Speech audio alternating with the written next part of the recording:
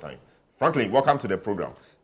Yes, I know you listened to the budget and all of that, but the discussion also has been that the NDC took it from a point when economic conditions or indicators were improving, and Richard makes that point. He calls it a relay.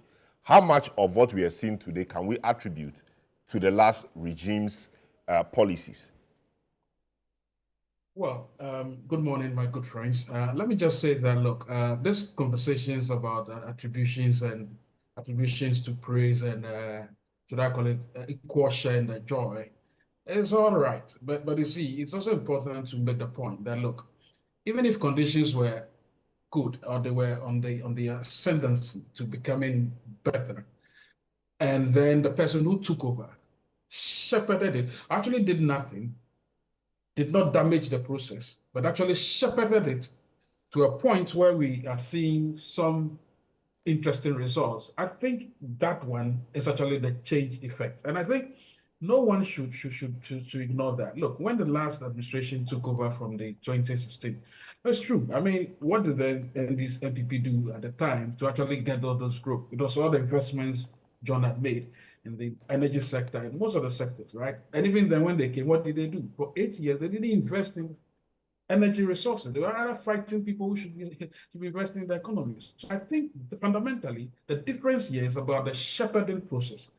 The good shepherd is the one who took it over and is actually doing well. But Richard, the difference here, you must also realize that, look, when I took over, by the way, this is the fastest time we've actually ever reduced our debt. Do you realize you guys took us into the deepest hole ever?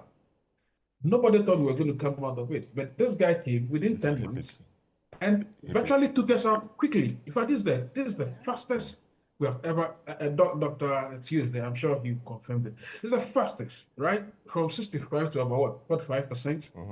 And so please, let's attribute, right? I understand that, but let's also give the good shepherd that. Having said that, by the way, I think it's also important to caution, because as you know, this has always been a cycle, right? I mean, you do well and then get into a point before you realize the third year elections are coming and then people start asking for more. What I'm beginning to see, and Ato has put his life on the line, in a way, his position on the line, by actually saying to us that, look, I am a stickler for fiscal discipline. And I'm going to do that irrespective of what everybody says. In fact, if the president has my backing, I'm going to continue to do that. And I think that is important to acknowledge. This guy came in and look at all these arrears. I've seen one or two of the reports, and it's good that the reports will be coming out shortly. The previous administration was just sharing money like there was no tomorrow. Come for project. It's like when they see you and they like your face, Masa, Bajibi, quiet. This, my good friend, the former. You just looked it up. No, listen. No, but frankly, Richard is not pleased by the way you are describing the matter. Richard knows how I speak, and so he knows I speak frankly as my name. We're just sharing the thing. It's like, come, open, but you mobilize, they give you money, you go and do something, you don't even do it well. That's what they did. Look, I went to get fund recently to have a conversation about certain projects from alma mater. The first thing they said was, look, we'll verify, we'll evaluate, but note, there'll be no mobilization for the contractor. I thought it was a fluke until I met Ato the day or two before the budget. I had a conversation, said, my brother, nobody is doing that again. No one is going to give you money before you start the project. When they give the money, they just run off. This Accra Kumasi, a road that will be suffering. You know, I live close, but the former minister of roads just took the money. They took it in one fell swoop. It's kind of a dark country. Buying. I don't know free on them. Which one? Afrexim money, Afrexim bank money. I swear, my brother. Nobody has seen the that's why we don't even see the ghost of that money.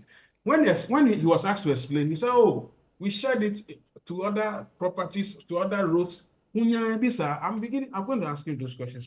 So look, we are not over rejoicing, but we're actually saying that this gentleman came and said, look, first of all, let's vet the figures.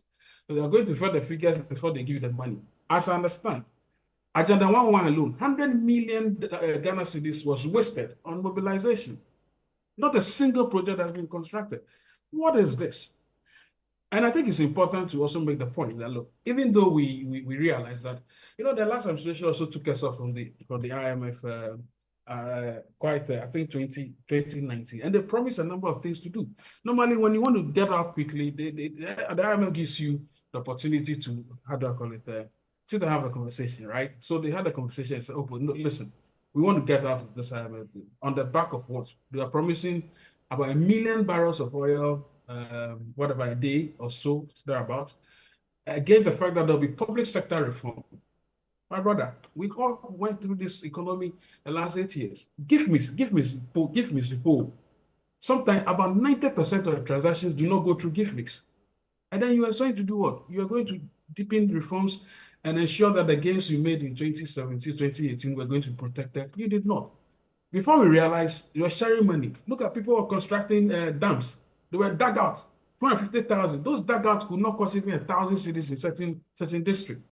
What we did to this country was actually pillaging resources, and we should never do that again. So I understand the admonition that we should be careful, but let's also give due regard to the shepherd. And the shepherd here is saying that, look, I am going to ensure that going forward, I'll be fiscally responsible and fiscal prudent. And I think we should actually be tracking everything that they say. I am, for instance, worried that the 30 billion infrastructure push or whatever they call it, essentially a lot of it is going to go to the road sector, shepherded by the state.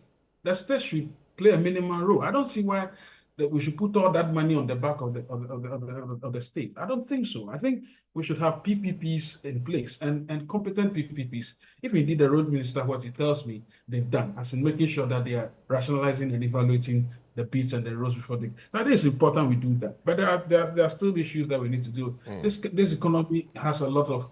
There's just too many people unemployed. Look at what happened recently. We need to focus on that. Very well. On the back of the sector. Great. Yeah, so thank you. Yes.